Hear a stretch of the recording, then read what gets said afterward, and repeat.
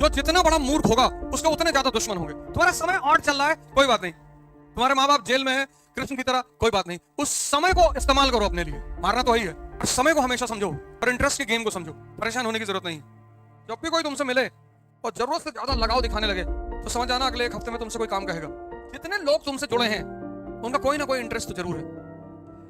ये सारा खेल जो चल रहा है सब इंटरेस्ट का है और कुछ है ही नहीं। उसमें सबसे बड़ी ड्रामेबाजी है प्रेम, लेकिन करना चाहिए, मजा बहुत आता है।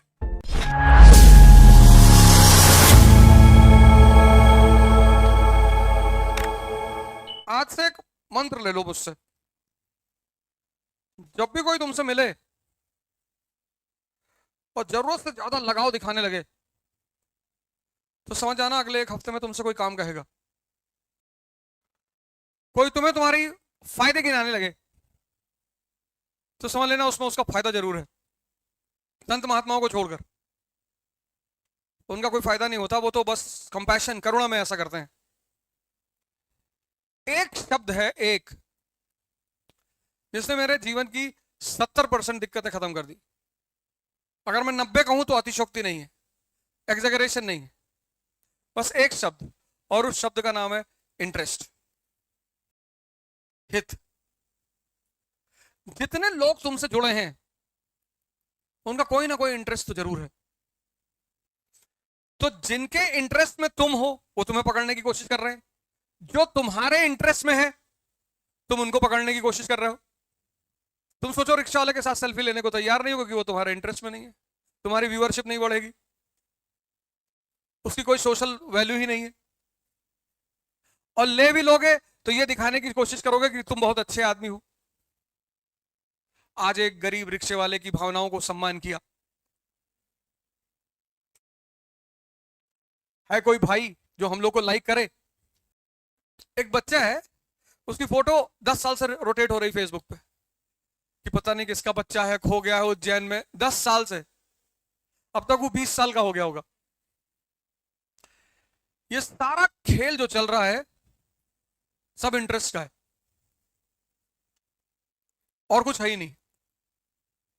उसमें सबसे बड़ी ड्रामेबाजी है प्रेम, लेकिन करना चाहिए, मजा बहुत आता है।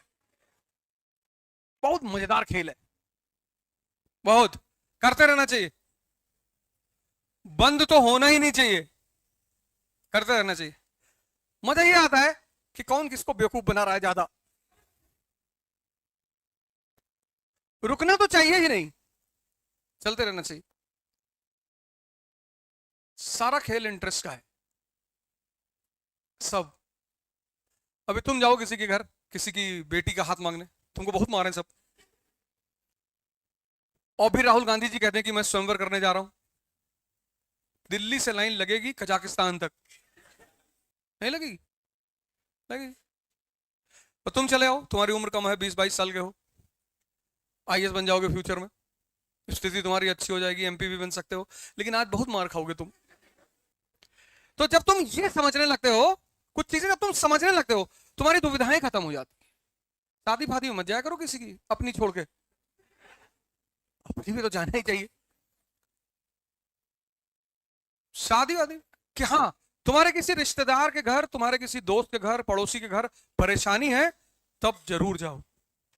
चाहे पढ़ाई का नुकसान हो, चाहे जिसका नुकसान हो, लेकिन तब जरूर जाओ। इंसानियत खत्म नहीं होनी चाहिए। मतलब तुम्हारा पड़ोस में कोई आदमी बीमार है, तुम्हारे दोस्त का पिता बीमार है, और तुमको 2 दिन उस पिता के साथ हॉस्पिटल रहना, एकदम रहो, कुछ नुकसान नहीं होता। इंसानियत खत्म नहीं होनी चाहिए, वो बरकरार रहनी चाहिए। क्योंकि किसी की भी मुसीबत में जब तुम मदद करते हो तो वो तुम्हें दुआ देगा, और वो बहुत पावरफुल चीज है। मतलब दवा से लाखों गुना। कभी तुम गीता पढ़ोगे तो उसमें तुम्हें 3 तरह के कर्म पता चलेंगे: कर्म, अकर्म और विकर्म। जो संत होते हैं ना, ये विकर्म करते हैं, विकर्म मतलब ये जागृत हो चुके हैं, इन्हें कर्म करने की जरूरत नहीं, लेकिन फिर भी करते हैं। तो जब ये फिर भी करते हैं तो वो जो कर्म करते हैं, अब इनको कर्म की जरूरत तो है नहीं, लेकिन ये करते हैं, तो इनके पास वो सेव होता रहता है। वो जो आशीर्वाद का कॉन्सेप्ट है वो यही है। तो इनके पास चीजें सेव होती हैं, तो उस सेव कर्म को ये किसी को गिफ्ट में दे देता है। से कोई कैंसर का पेशेंट गया, इन्होंने उसके सर पे हाथ रख दिया, जाओ, तो होगा ठीक, वो गारंटी ठीक होगा, 4000% ठीक होगा, क्योंकि अब अपने लिए नहीं कर रहे। तो कोई, ये देखो, ये सब इंटरेस्ट का खेल है। कहीं तुम देखो कि ब्रिटेन और फ्रांस साथ हो गए, first world war, Britain, France, रूस जिंदगी भर एक दूसरे से लड़ते रहे, और पहले विश्व युद्ध में तीनों दोस्त हैं। रूस 1917 में क्या हो गया, साम्यवादी, कम्युनिस्ट। America capitalist. जापान को लगा कि कैपिटलिस्ट और कम्युनिस्ट कभी दोस्त हो ही नहीं सकते, और सेकेंड वर्ल्ड वॉर में रूस और अमेरिका दोस्त हो गए। क्यों?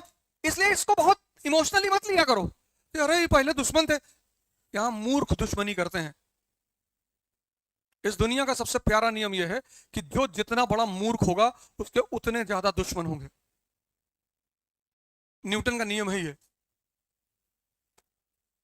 जो जितना बड़ा मूर्ख होगा उसके उतने ज्यादा दुश्मन होंगे। तुम्हारा समय ऑड चल रहा है, कोई बात नहीं, तुम्हारे माँ बाप जेल में है कृष्ण की तरह, कोई बात नहीं, उस समय को इस्तेमाल करो अपने लिए, मारना तो वही है,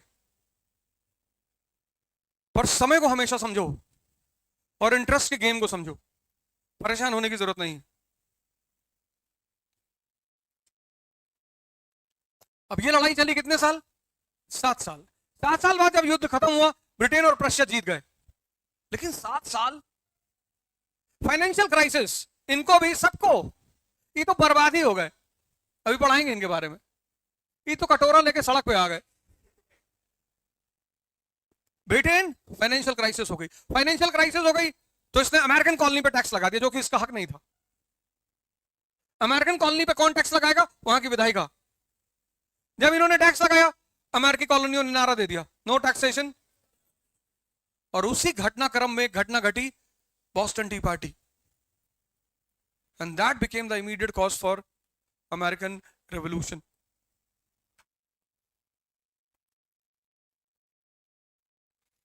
कारण स्पष्ट, कारण क्लियर हो गया ना? Economy, polity, society, intellectual and crisis.